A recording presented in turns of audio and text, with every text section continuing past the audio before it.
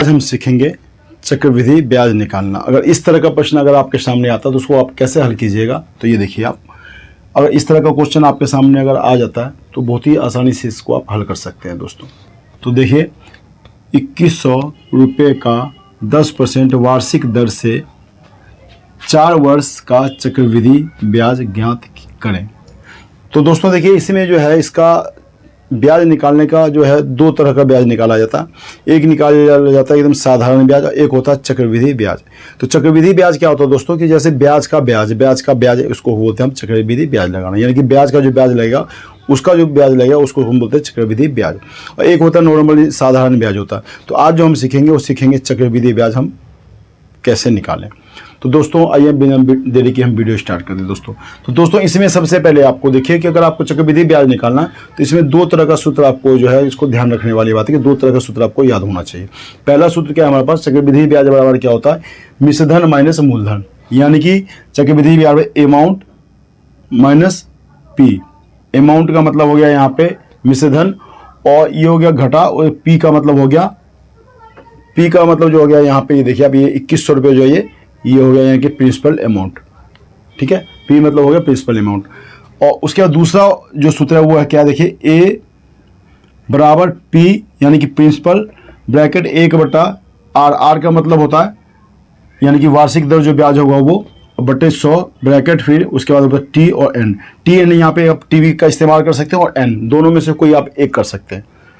तो टी करना हो तो टी कर लिए और एन करना हो तो एन कर लीजिए दोस्तों। इसके लिए फिर देखिए अब आगे जो अब क्या करेंगे तो ये देखिए अब हम कैसे इसको हल करेंगे।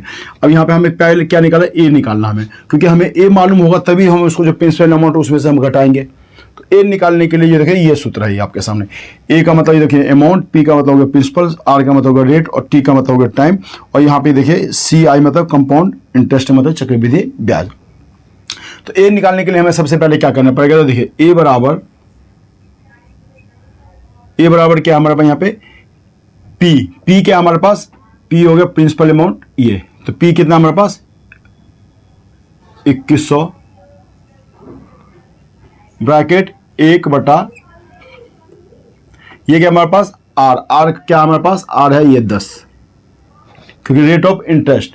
तो ये हो गया 10 बटा क्या ये 100, क्योंकि हमें परसेंटेज निकालना है तो 100 ब्रैकेट, यहाँ पे आप टी लिख या एन दोनों में से अगर कुछ भी लिखा हो तो यहाँ पे आप उसको वर्ष में यानी समय होता हो, तो समय हमारे पास कितना है 4 वर्ष। तो यहाँ पे हमने क्या लिख दिया 4। ठीक है दोस्तों, ये हमने लिख दिया। अब देखिए ए बराबर 2100। अभी देखिए आप हम क्या करेंगे, इस जीरो से इस जीरो को यहाँ पे काट देंगे, कटने वाला तो ठीक है। अब ये हो गया 10 को हम 1 से गुना कर देंगे तो कितना होगा 10, 10 में हम ऊपर वाली एक संख्या जोड़ देंगे तो कितना हो जाएगा 11, 11/10 ब्रैकेट ये 4। ठीक है दोस्तों, यहां तक तो आप समझ गए होंगे। अब देखिए फिर मैं क्या, ए बराबर दोबारा ए बराबर 2100 गुने 11/10 गुने 11/10 गुने 11/10 गुने 11/10। ठीक है दोस्तों, ये हम यहाँ पे लिख लिया हमने। तो ये 4 बार हमने क्यों लिखा, क्योंकि हमारे पास समय कितना है यहाँ पे 4 वर्ष, 4 वर्ष का हमें निकालना है। ठीक है, अब अगर ये ऊपर वाली संख्या से नीचे वाली संख्या करता तो हम इसको काट देंगे। तो देखिए इस जीरो से ये जीरो कट जाएगा, इस जीरो से ये जीरो कट गया।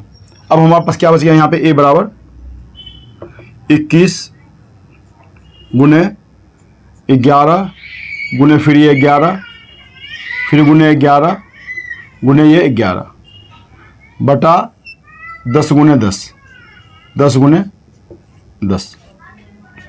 अब दोस्तों देखिए हम पहले 21 को 11 से गुना करेंगे, फिर जो बचेगा उसको हम 11 से करेंगे, 11 आने के बाद जो आएगा फिर उसको 11 से, फिर जो आएगा उसको 11 से। तो अब इसको हम एक बार आसानी से इसको कर लेते हैं पहले, क्योंकि आसानी इसका क्या होगा देखिए, पहले हम 11 को 11 से गुना कर लेंगे तो कितना हुआ 121।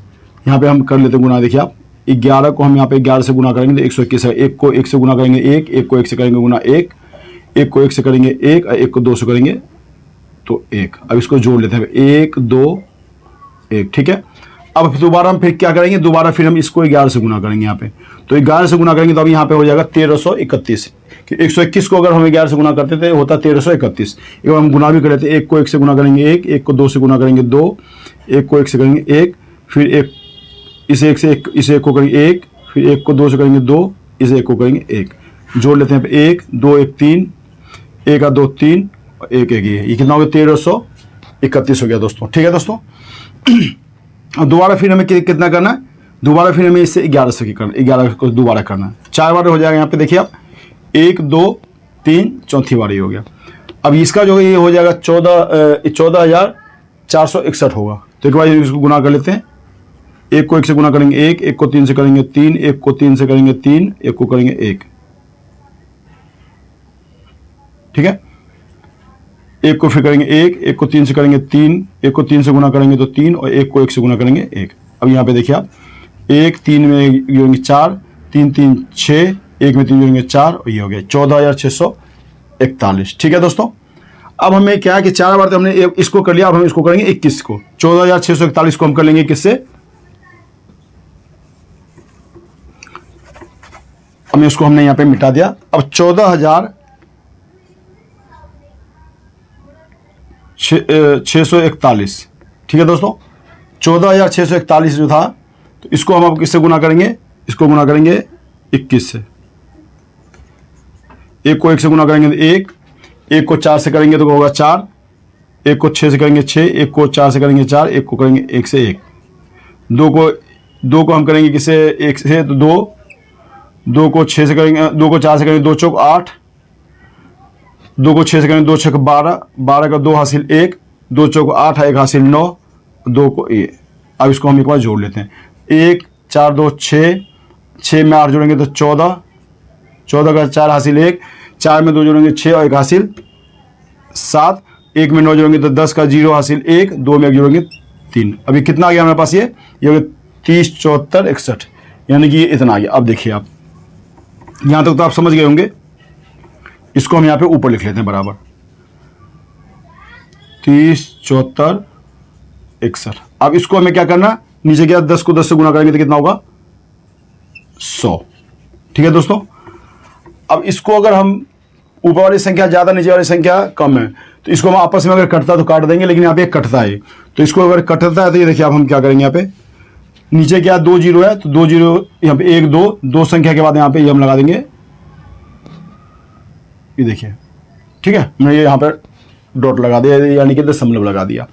अब ये हमारे पास ये संख्या क्या होगा, ये हमारे पास क्या हो गया, ये हो गया हमारे पास अब 30 74.1। ये तो हमारा अब ए का मान हमें पता लग गया, ए का मान हमें अब ये पता लग गया। अब इसमें से देखिए हमें क्या है, चक्रवृद्धि ब्याज बराबर ए माइनस पी, तो ए हमें अब पता लग गया। अब हमें क्या करना, पी इसमें से घटाना, तो पी कितना हमारे पास है 2100। अब इसमें से हम इसमें घटा देंगे तो ये हो जाएगा 974.61 रुपये। तो ये हो गया इसका चक्रवृद्धि ब्याज। तो दोस्तों इस तरह का सवाल अगर आपके सामने आता है तो बहुत ही आसानी से इसको आप भी आसानी से कर सकते हैं दोस्तों।